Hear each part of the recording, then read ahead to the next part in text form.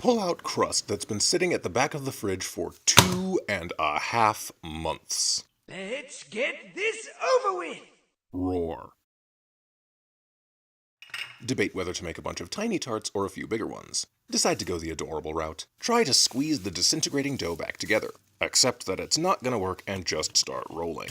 Fail to locate actual cookie cutter. Press crust into mini tart cups, poke bottom and sides with fork. Smell the rancidness of the butter on your hands and pray the oven kills it for you. Manage to pull 3 more tarts out of your ancient crust. Toss remaining pie crust on a pie plate just to get rid of it. Bake 15 to 20 minutes at 350. Break off a piece of the extra crust to see if it's fit for human consumption. In an odd way, it's rather pleasant. Begin peeling jujubes with the same knife you used to cut them. Remember that there's a tool made specifically for that, you doofus.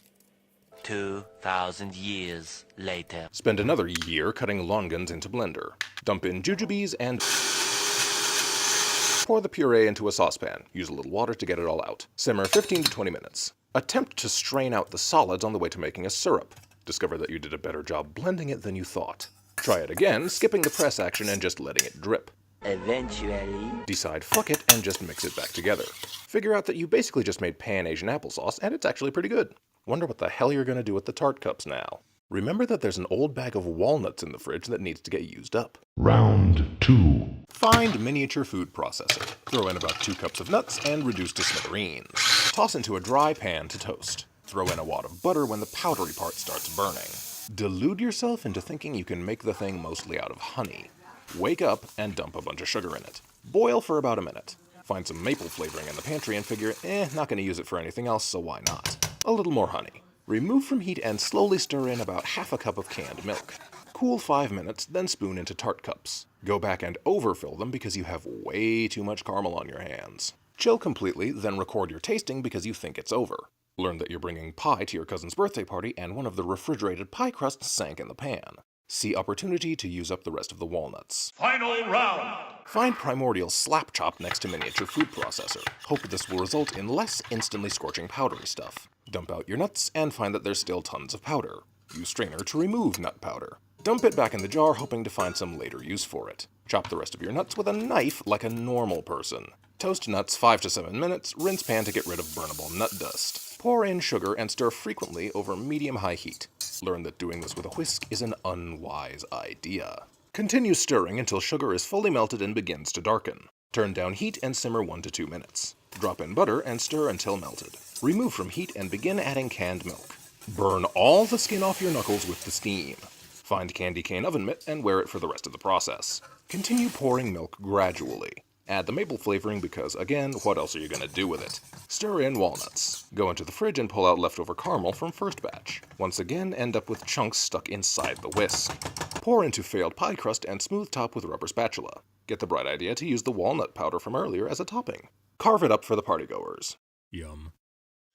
So that took longer than I thought it was going to.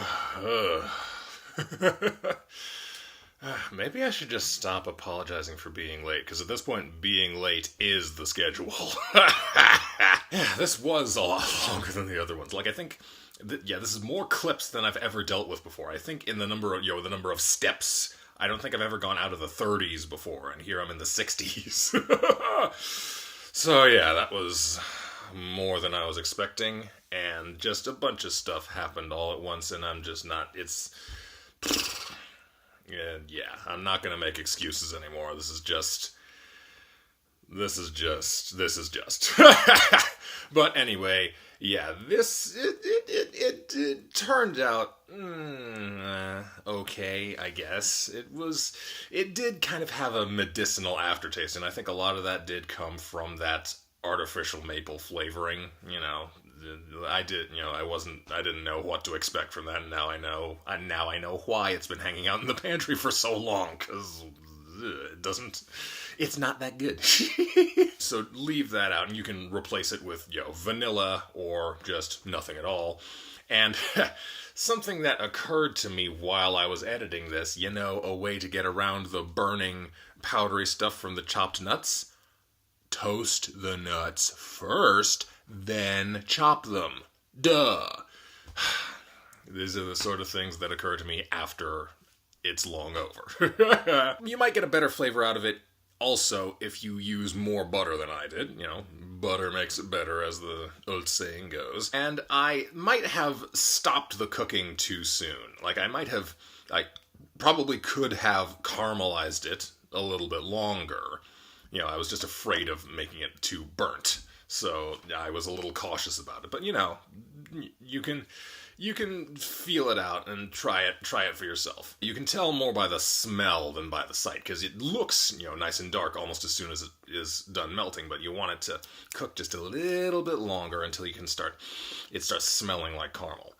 And you can also add a little bit of salt to it.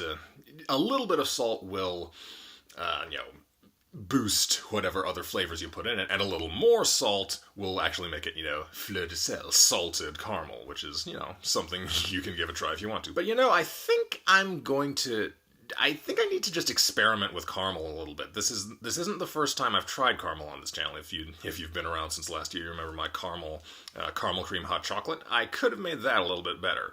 So I think I'm just gonna do some experimenting with just plain old caramel. Try to make a caramel candy. I'll let you guys know how that turns out. So you can look forward to that. And as always, guys, thank you so much for watching. Go try some of my recipes. If they're good, tell me how much you like them. If they suck, tell me how to fix them. While you're in the comments, you can ask some questions and leave suggestions. Follow me on Facebook, Sabertooth Chef. Follow me on Twitter and Instagram, Saver_tooth. You know how YouTube works. Please do all of the things.